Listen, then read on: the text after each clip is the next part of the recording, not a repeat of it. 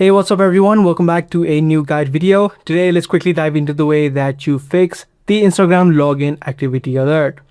All of a sudden, if you get an alert on your Instagram app or on your phone that you frequently use, you might get some sort of screen like this where Instagram will say if this was you or not. If you have not requested and tried to log in from a different device, you can quickly tap on the "this wasn't me" option. This is likely a hack attempt, and you'll need to make sure that the hacker is not able to log in or get access to your Instagram account. What you can do is head over to the app of Instagram, head over to the three lines on the top right, and head over to Account Center.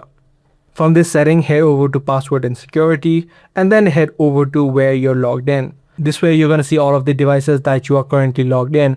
If you see a device that is not yours and you do not trust, you can just simply tap on one of them and then tap on the logout option. As soon as you do this, you'll also need to quickly change the password so that your account is secured. Once you change your password, you also need to make sure that the two-factor authentication is drawn on. You can use a two-factor authenticator in order to save your account from unauthorized access. So by doing these couple of steps, you should be able to fix the Instagram login activity alert.